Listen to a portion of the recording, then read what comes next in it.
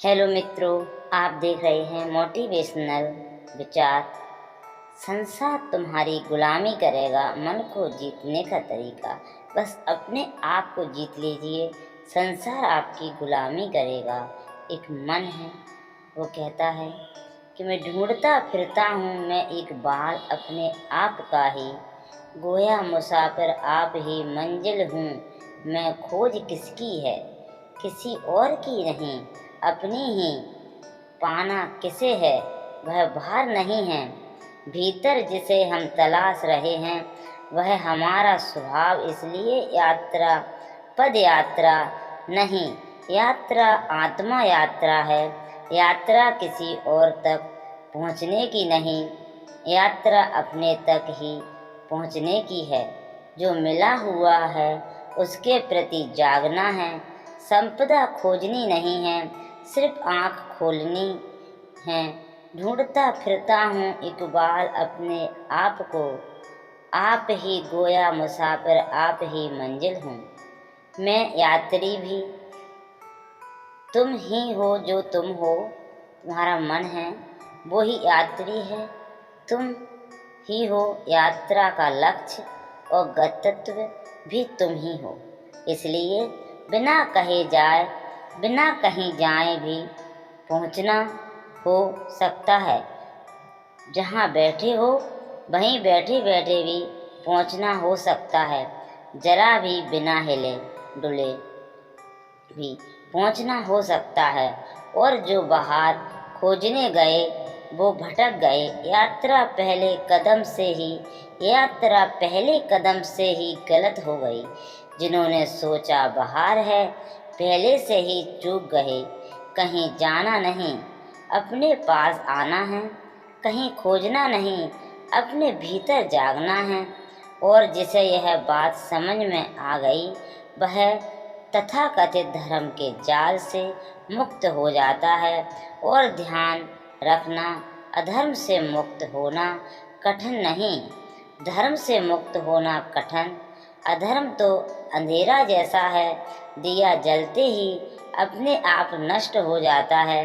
लेकिन तथाकथित धर्म राय पर पड़े पत्थर की चट्टानों जैसा है, सिर्फ दिए के जलने से ही दूर नहीं हो जाता।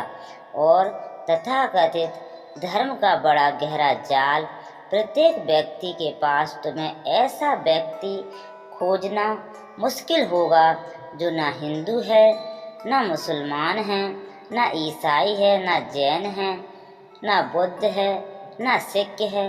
कोई ना कोई जाल पास है। खालिस आदमी खोजना, कोई ऐसा खाली आदमी खोजना मुश्किल है। और खाली आदमी ही स्वयं तक पहुंच सकता है। जिसे तुमने धर्म समझा है वो तुम्हारे बाजार का ही हिस्सा है, और जिसे तुमने मंदिर समझा है वो परमात्मा के नाम की दुकान है। कुछ दिन पहले मैं एक कहानी पढ़ता था। एक गांव में एक महाकंजूस था, एक यहूदी या कहें मारवाड़ी। उसको कह रहे हैं, उसने कभी एक पैसा दान न दिया।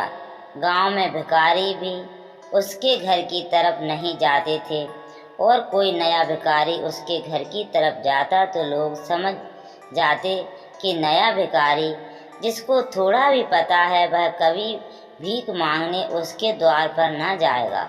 उसने कभी दिया ही नहीं। वह भिखारी से भी कुछ छीन सकता था, देना उसकी आदत न थी।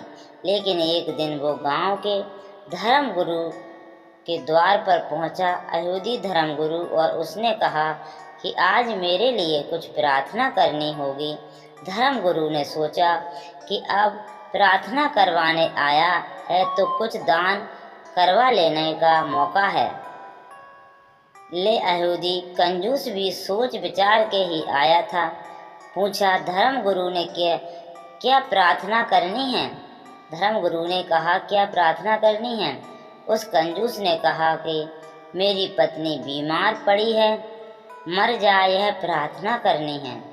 धर्मगुरु ने कहा, दान क्या दोगे? उस कंजूस ने कहा कि जीवन अगर मांगता तब तो दान मांगना उचित भी था। मौत मांग रहा हूँ, इसके लिए भी दान देना पड़ेगा। कुछ तो संकोच करो। वो मौत मांगते संकोच नहीं कर रहा। कुछ तो थोड़ा ख्याल करो, कुछ तो दया करो। धर्मगुरु ने देखा कि इतना आसान नहीं है मामला। उसने कहा, कुछ भी हो, मौत हो कि जीवन हो, प्रार्थना तो तभी हम करेंगे जब कुछ दान हो। उसने अच्छा 1 रुपया दे दूं। बहुत। धर्मगुरु ने जोर डाला तो उसने कहा, 2 रुपये देंगे। ऐसी कुछ बात बनती ना दिखी तो धर्मगुरु ने कहा, सुनो, मौत की प्रार्थना की नहीं जा सकती है। कोई उल्लेख ही नहीं है शास्त्र में किसी की मौत के लिए प्रार्थना कभी की गई हो। परमात्मा से लोग जीवन की प्रार्थना करते हैं, मौत की नहीं। मुझे क्षमा करो, तुम मुझे क्षमा करो, यह काम मुझसे ना हो सकेगा। धर्मगुरु ने कहा, छोड़ो भी, यह बात है, कानूनी 5 रुपये दे सकता हूँ। धर्मगुरु बोला कि नहीं, यह हो ही नहीं सकता। प्रार्थना तो जीवन की ही हो सकती है, लेकिन एक तरकीब। धर्मगुरु ने कहा, एक तरकीब है, तुम्हें मैं बता देता हूँ। क्योंकि ऐसा कहा है कि अगर कोई आदमी मंदिर को दान का वचन दे और 3 महीने के भीतर दान ना दे तो उसकी पत्नी मर जाती है।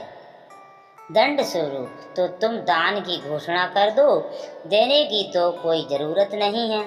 पत्नी 3 महीने के भीतर मर जाएगी तो उस महाकंजूस ने कहा, जब देना ही नहीं तो उसने कहा, तब ठीक है, तब 1 लाख रुपए दान देंगे।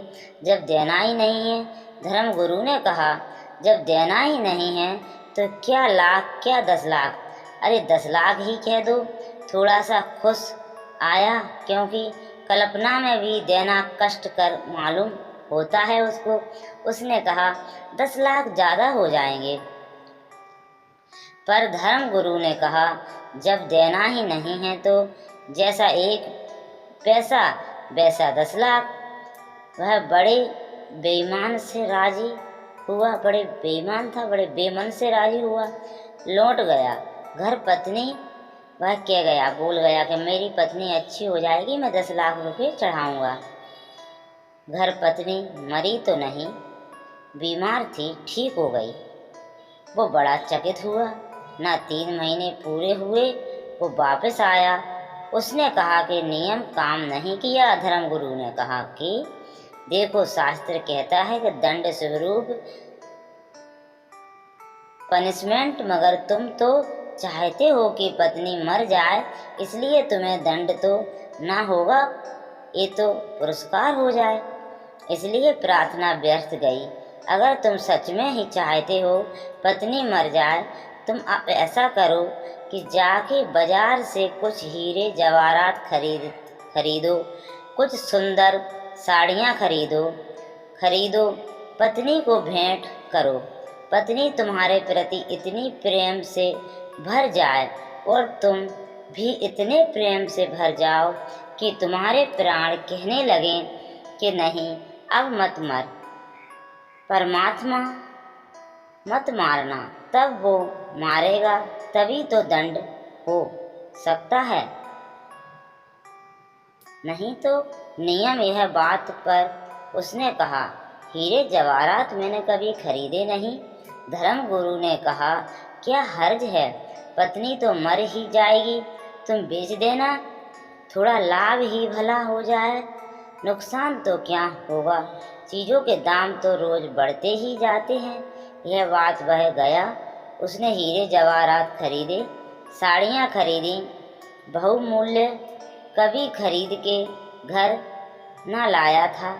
पत्नी तो हैरान हो गई कि उसने ऐसा रूपांतरण हुआ, निश्चित उसने कभी न देखा था।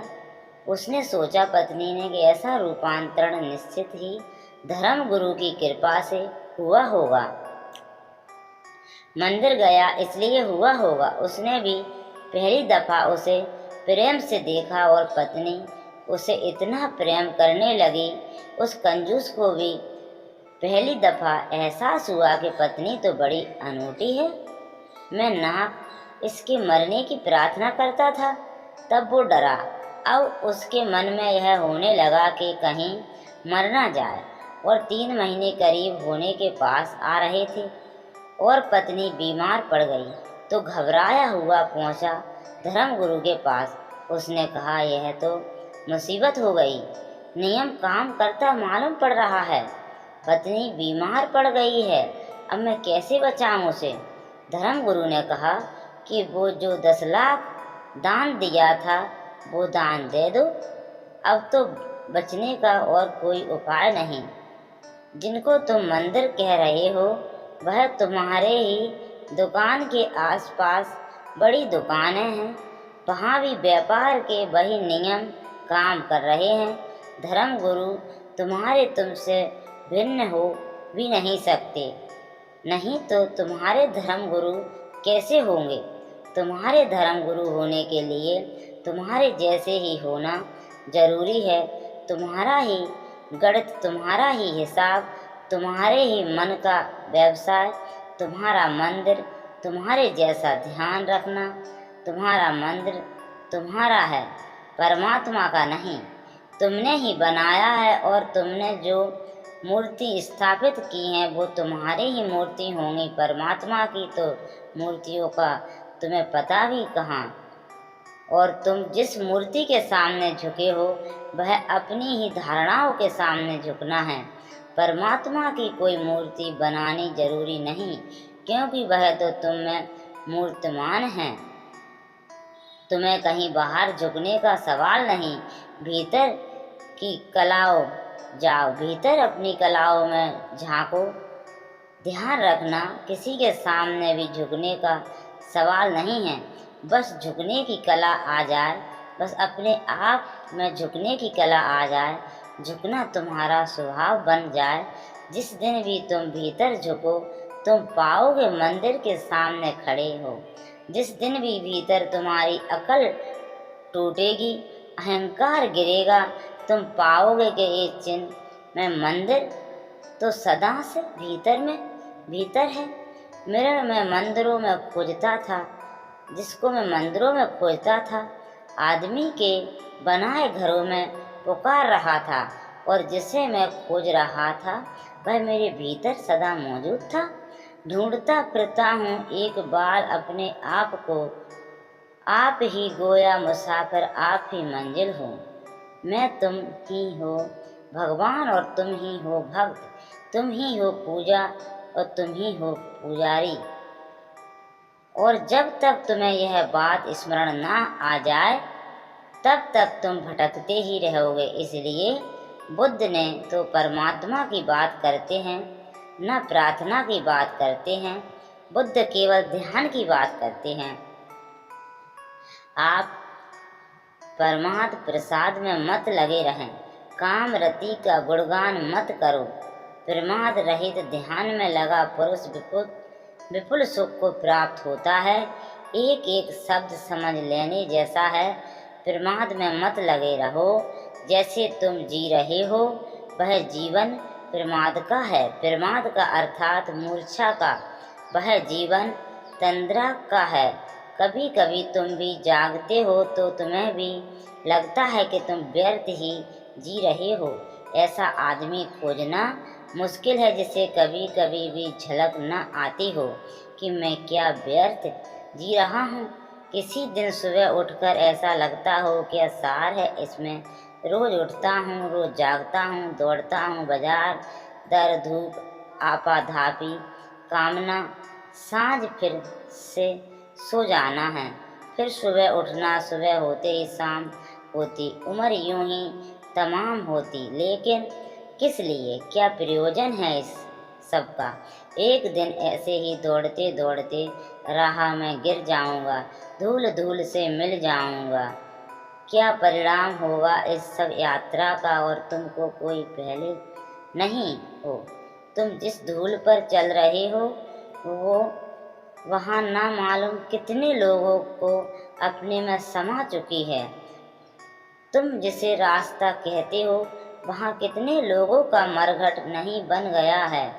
थोड़े और थोड़े गौर से अपनी चारों तरफ देखो तो दिखाई पड़ेगा आग बुझी हुई, इधर टूटी हुई तनाव, उधर क्या खबर। इस मुकाम से गुजरे हैं कितने कारवान, जरा गौर से देखो अपने चारों तरफ, आग बुझी हुई, इधर टूटी हुई तनाव, उधर कितने खंडर।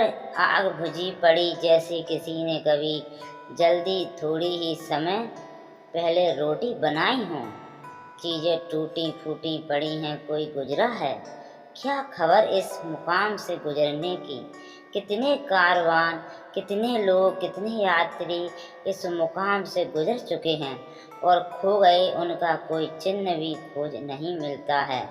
ऐसे ही तुम भी खो जाओगे। यह बोध सभी को कभी न कभी पकड़ लेता है, इसलिए ध्यान करें और खुश रहें।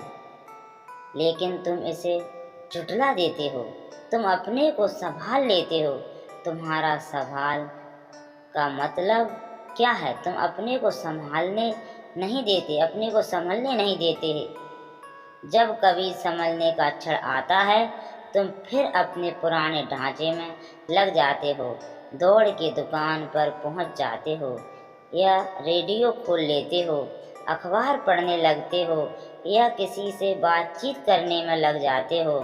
घबराहट होती है कि ये क्षण खतरनाक हो सकते हैं, क्योंकि इन्हीं क्षणों में वैराग्य जन्मता है, इन्हीं क्षणों में संन्यास का जन्म होता है। तुम यहाँ वहाँ उलझा लेते हो ताकि ये खतरनाक बातें तुम्हें दिखाई ना पड़े। तुम किसी झूठ में तल्लीन हो जाते हो।